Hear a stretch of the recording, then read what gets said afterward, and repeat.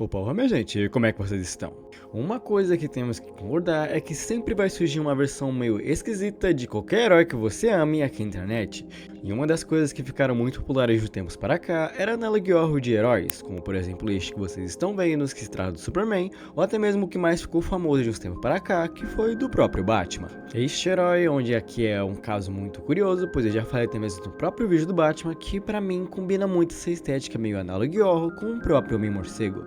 Mas quando se parar pra pensar em algumas versões alternativas de heróis, é o que não falta principalmente nas HQs.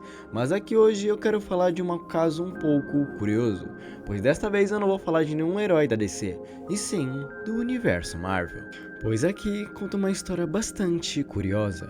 Conta a história do dia que os heróis se cansaram. Então, antes de tudo, minha gente, eu lhe peço que se você for novo por aqui, considere estar se inscrevendo e deixando o seu like. Não esqueça também de estar comentando sobre o que você acharam de tudo isso aqui no final. Lembrando também que todos os créditos devidos, eu sempre deixo tudo aí na descrição do criador. Então, sem muito mais enrolar, minha gente, vamos falar sobre o universo Marvel.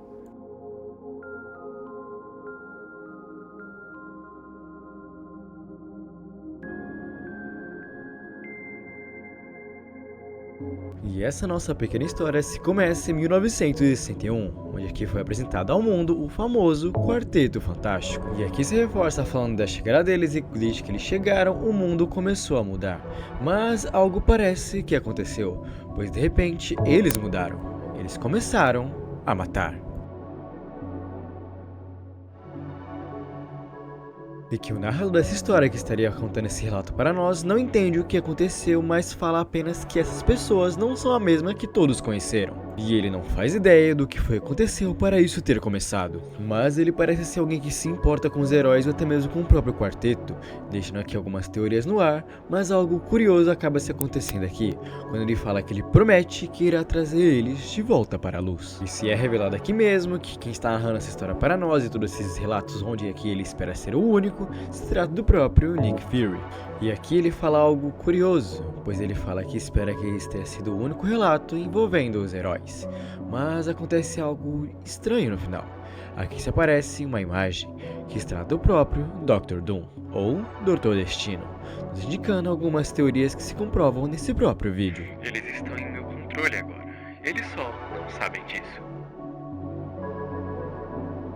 E como vocês puderam observar, o grande vilão de tudo isso nisso aqui se trata do próprio Dr. Doom, ou o Doutor Destino, que neste próximo vídeo já se fala um pouco mais da origem dele, falando um pouco mais sobre os planos paternos e o que levou ele a aprender a magia, mas principalmente sobre a rivalidade de Reed Richards. E isto aqui eles citam onde os dois aqui estavam apostando sobre quem teria a melhor invenção na faculdade, mas acabou ocorrendo um incidente que acabou queimando o seu rosto, onde, claro, ele culpa o Senhor Fantástico. E por culpar o Senhor Fantástico, e agora ele onde ele teria o poder suficiente para viajar entre dimensões, ou melhor, no tempo, ele acabou decidindo voltar para o passado, com uma simples decisão no meio de tudo isso: arruinar a vida de todos os heróis. E por isso que aqui em 1961 foi o primeiro incidente, pois afinal o Dr. Doom claramente iria arruinar primeiro a vida de seu pior inimigo, onde aqui ele fala que é apenas o começo, onde ele mostrará a face dos verdadeiros heróis, e que eles não seriam nenhum salvador, e sim destruição. Mas para o plano continuar dando certo e assim ele ter um tipo de sucessor, ele queria que fosse sim a Wanda Maximoff, a Feiticeira Escarlate. E assim, para quem mais está dentro do universo Marvel, principalmente das HQs, sabe o quão poderoso é a Wanda, e como ela é uma das mutantes mais perigosas que existem. E o porquê disso você se pergunta? Simples, porque segundo o Dr. Doom, ninguém está acima da Feiticeira Escarlate, e que não teria ninguém páreo contra ela. Mas a parte mais bizarra vem logo em seguida, pois aqui o Dr. Doom acaba invadindo o edifício Baxter e acaba se matando na frente do próprio Quarteto Fantástico, dizendo que era o que deveria ser feito, e que veria ele no inferno. What must be done?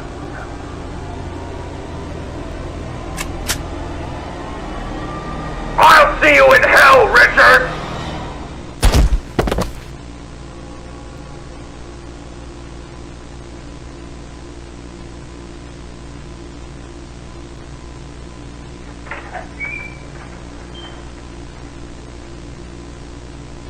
Holy shit. Ben, look at this. Mas aqui o Senhor Fantástico foi o único que entendeu que ele não teria feito isso sem um motivo aparente. Mas seja lá qual for o motivo, eles não entendem ainda. Mas isso aqui foi apenas o começo.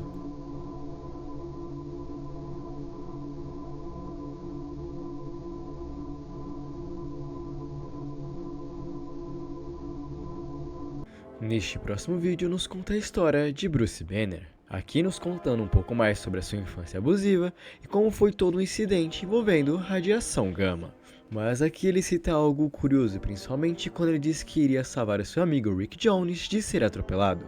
Mas ao ser atropelado, ele não morreu, muito pelo contrário, parece que estabilizou a sua saúde. E foi aqui uma das primeiras vezes onde ele cita que acabou conhecendo o monstro que chamamos de Hulk, onde ele cita que talvez tenha sido toda a raiva e infância abusiva que ele teve durante a infância, acabou se tornando algo muito pior pela radiação gama.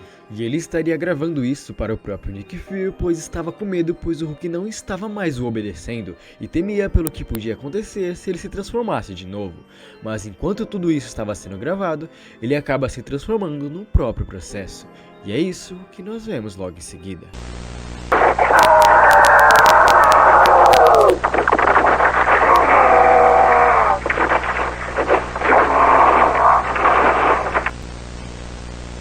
E logo em seguida após isso, temos falas do próprio General Ross, pedindo desculpa para Beth por não ter conseguido proteger o próprio Bruce, e que agora ele estaria dizendo adeus, pois sim, aqui no final de tudo isso, o Hulk acaba o matando.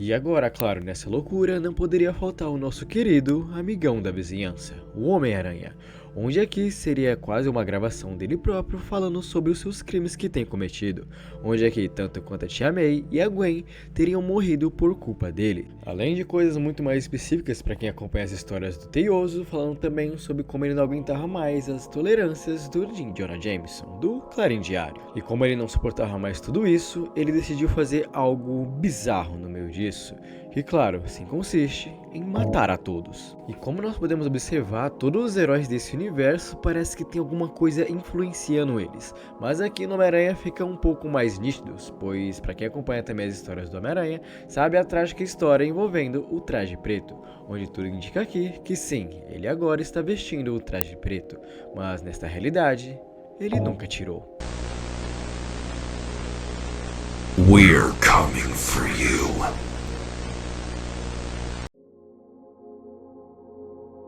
Pelo que se dá a entender nesse universo, tudo começou em 1961 com o Quarteto Fantástico, mas podemos observar que nisso aqui os heróis apenas estão sendo influenciados pelo Dr. Destino, mas pelo que parece não é só isso. O Dr. Destino claramente tem um plano no meio disso e isso com certeza envolvia a sua própria morte.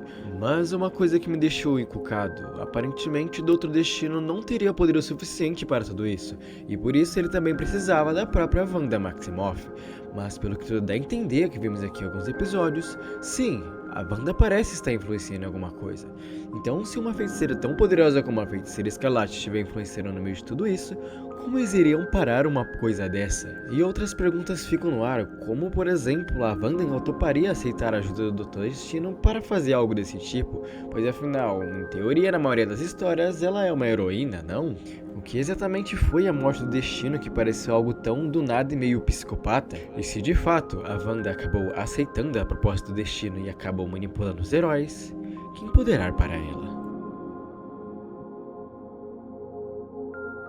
Isso são perguntas que eu terei que responder em um próximo vídeo, pois se eu começar a analisar mais profundamente cada detalhe que tem as histórias aqui, eu te garanto que esse vídeo aqui vai ficar bastante longo, e eu não pretendo lançar vídeos tão longos aqui no canal para não deixar vocês tanto tempo sem. Então, se vocês querem uma parte 2 e que eu comente mais sobre esse universo meio diferente da Marvel que eu acabei comentando aqui, por favor comentem e deixem o seu like, que isso de verdade são pequenas coisas que me ajudam muito. Então, é isso minha gente, o vídeo vai se finalizando por aqui. Não esqueça também de se inscrever e deixando o seu like, que isso são de verdade pequenas coisas que me ajudam e me motivam muito a continuar aqui no YouTube. Não esqueça também que todos os vídeos do criador eu sempre deixo tudo aí embaixo, junto com também a minha descrição. Então, eu acho que eu vejo vocês numa próxima. Bye bye.